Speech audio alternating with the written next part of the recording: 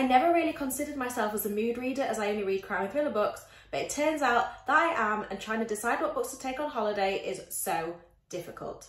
Whoever reads crime here, make sure to like this post and hit that subscribe button. If you've not come across what a mood reader is, it basically does what it says on the tin. It's somebody that reads according to their mood. Mood readers are typically associated with people that read a variety of genres. You know, one day they'll fancy a romance book and then the next day they'll try a fantasy or a thriller book. As a crime and thriller girly, I thought that this wouldn't apply for me, but it turns out it does.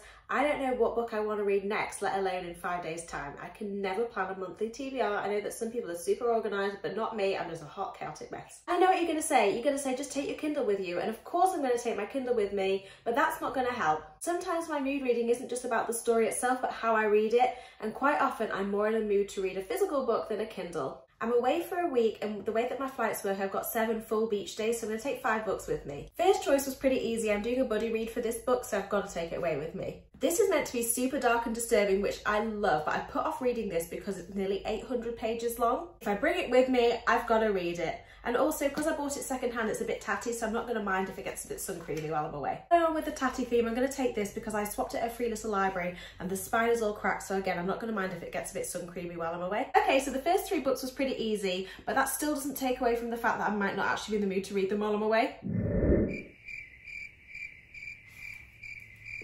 I'm kind of in the mood to read this, but I've already got content for this. And again, I'm kind of feeling like this, but I'm reading her other book as part of my in-person book club, so I don't want to read this author back to back. I was gifted this from Pam Macmillan and it's out in a couple of weeks, so do you know what? I think I'm going to take this because I like to read books before they come out, so I can tell you if you should read it or if you should avoid it.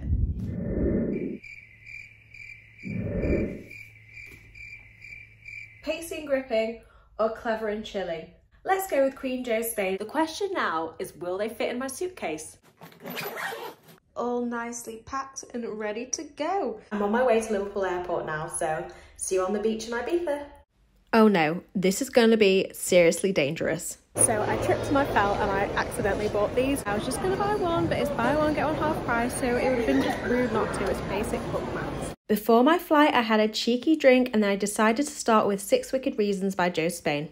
Excuse the wet hair, but I'm getting ready for tea. So I arrived last night about 10 o'clock and I started this on the plane. It's rich people behaving extremely badly, which is one of my favourite tropes in a thriller. It follows a really dysfunctional family. There's 6 siblings, and 10 years ago, Adam, one of the brothers, disappeared, and now in the present day, he returns. He's alive and well. He's not been killed. Introduced to a lot of characters, so I found the first 20% quite slow because I was a bit confused and I was trying to work out exactly who was who.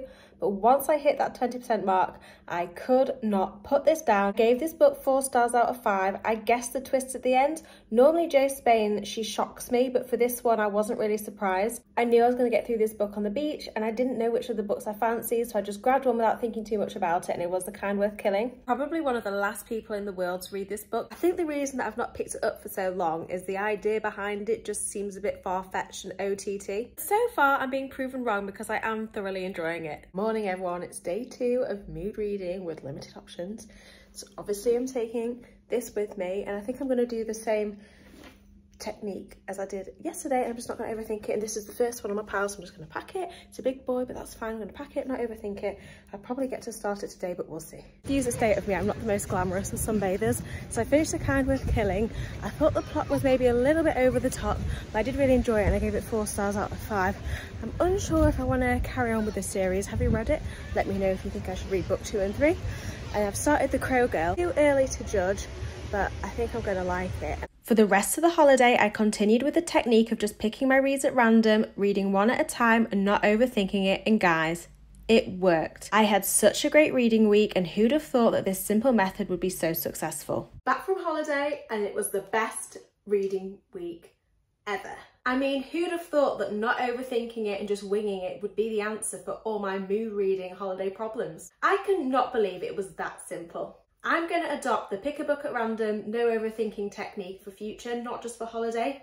Thank you so much for watching my video and for listening to me ramble on about books. Are you a mood reader? What do you do to help your mood reading problems? Let me know what you think in the comments. Thank you. Bye.